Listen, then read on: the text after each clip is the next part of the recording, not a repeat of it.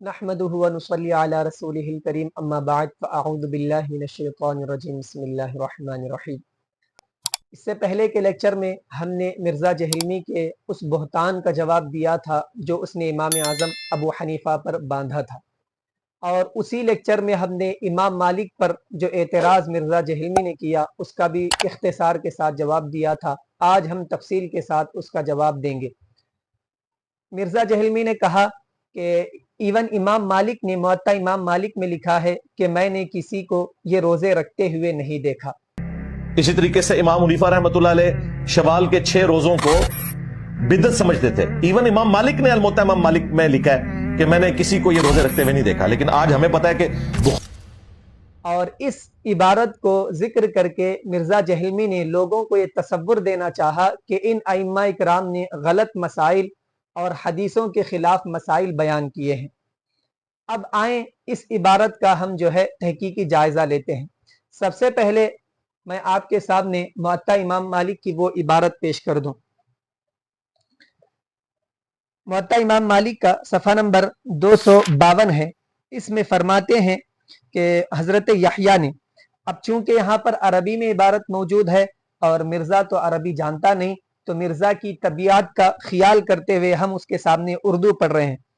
कि हज़रत यहया का बयान है कि मैंने इमाम मालिक को ईद उल फित्र के बाद 6 रोज़ों के बारे में फरमाते हुए सुना कि मैंने किसी साहिब इल्म और साहिब फ़िक़्ह को ये रोज़े रखते हुए नहीं देखा,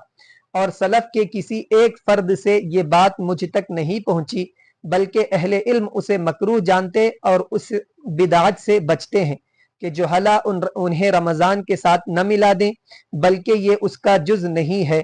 जुहला अहले इल्म को देखकर रुखसत पाएंगे, जबकि वो उन्हें ऐसा करते हुए देखेंगे। तो यहाँ पर सबसे पहले जो मिर्ज़ा जहलमी का झूठ है वो ये कि उसने इमाम मालिक की तरफ ये कहा और इस कौल को मंसूब किया कि किसी को मैं ये रोजे रखते हुए मैंने नहीं देखा, हालांकि इबारत में वाज़ेह मौजूद है कि अहले इल्म और अहले फ़िक़्ह को मैंने ये रोजे रखते हुए नहीं देखा। अब इसकी वजह खुद इमाम मालिक आगे बयान करते हैं कि जाहिल लोग कहीं इन रोजों को रमजान से न मिला दें। अब मिर्जा जहलमी अइम्मा इकराम और बुजुर्गान दीन पर एतराज़ात जो करता है वो ज़ईफ़ अक़वाल को लेकर और जो है ज़ईफ़ रिवायतों को लेकर करता है। अब अगर ज़ईफ़ अक़वाल या रिवायतें न मिले तो वो आधी इबारत जिक्र करके वो अइम्मा इकराम पर बुजुर्गान दीन पर जो है एतराज़ करता है,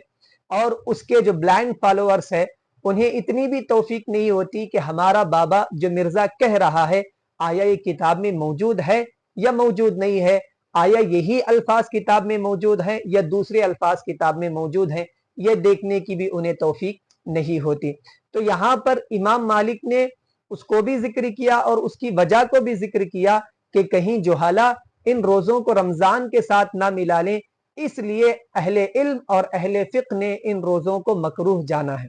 अब मकरूह किस लिए, यानी ये कि रमजान के साथ अगर इसे मिलाएंगे तो किस एतबार से मकरूह होगा। मैं एक दलील आपके सामने रख दूं, ये है तफसीर कुर्तुबी, इमाम कुर्तुबी की तफसीर है और ये असल अरबी में थी, इसका तर्जुमा किया है पीर करम शाह अल अज़हरी ने। तो इसकी जिल्द अव्वल सफ़ा नंबर 735 पर इमाम कुर्तुबी अलैहिर्रहमा ने मसला नंबर 4 में फरमाया कि हज़रत मूसा और हज़रत ईसा अलैहिस्सलाम की कौम पर रमज़ान के रोज़े फ़र्ज किए, फिर उन्होंने इसमें तब्दीली की, उनके उलमा ने उन पर 10 अय्याम ज़्यादा कर दिए। फिर एक आलिम बीमार हुआ तो उसने नज़र मानी कि अगर अल्लाह ताला ने उसे शिफा दी तो वो 10 रोज़ों का इजाफा करेगा, तो उसने ऐसा ही किया। नसारा के रोज़े 50 दिन हो गए, फिर गर्मी में रोज़े रखना उन पर मुश्किल हुआ तो उन्होंने अपने रोज़ों को मौसम बहार की तरफ मुंतकिल कर दिया। तो यहाँ पर यह बात आपको वाज़े तौर पे समझ में आएगी कि इन नसरानियों और यहूदियों ने जो 30 रोजे फर्ज थे उनके साथ दूसरे रोजों को भी मिला लिया और इस तरह वो 40 या 50 रोजे रखने लगे। तो ये जो है नसरानी और यहूदियों की क्या थी, मुशाबहत थी कि अगर कोई बंदा हुजूर का कोई उम्मती रमजान के फौरन बाद इन रोजों को रखना शुरू कर दे तो कहीं नसरानियों और यहूदियों से मुशाबहत ना हो जाए, इसलिए इमाम मालिक ने कहा था कि ये रोजों को अहले इल्म और अहले फ़िक़्ह मकरूह जानते हैं اور اس کو بدعت سمجھتے ہیں اور بدعت کا خوف کرتے ہیں کہ کہیں یہ بدعت لوگ جاری نہ کر دیں اور رمضان کے فوراً بعد یہ روزے رکھنا شروع کر دیں اور اس طرح یہودیوں اور نصرانیوں سے مشابہت نہ ہو جائے۔ اور ایک حوالہ میں آپ کے سامنے پیش کر دوں، تحریر الاقوال فی صوم الست من شوال، علامہ قاسم علیہ رحمہ کی یہ جو کتاب ہے، اس کے آخر میں عرب محقق عبدالستار نے امام زرقانی کی شرح کو نقل کیا، اور وہ شرح کو نقل کرتے ہوئے امام زرقانی کی عبارت کو نقل کرتے ہیں، فرماتے ہیں قال شیوخنا انما کرہ مالک صومها مخافة ان يلحق الجهالة برمضان غیرہ اما صومها على ما اراده الشرع فلا يکرہ۔ تو فرماتے ہیں کہ ہمارے شیوخ نے فرمایا کہ امام مالک نے ان روزوں کو مکروہ اس لیے کہا ہے، یہ خوف کرتے ہوئے کہ کہیں جاہل اس کو رمضان کے ساتھ نہ ملا دیں، اور رہا اس کا یعنی ان روزوں کو رکھنا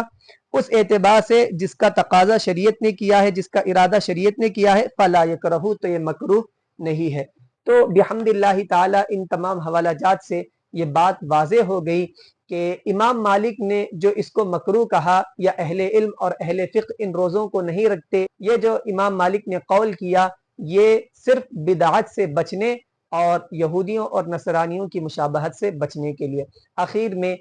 مرزا کے بلائنڈ فالوور سے یہ کہنا چاہتا ہوں کہ مرنے سے پہلے اے اسٹوڈنٹ کر لے اس پہ غور کہ مرزا کا دین اور کتابوں کا دین اور۔ اللہ تعالی ہم تمام کو ان فتنوں سے بچائے، ہمارے ایمان کی عقیدے کی حفاظت فرمائے۔ السلام علیکم ورحمۃ اللہ وبرکاتہ۔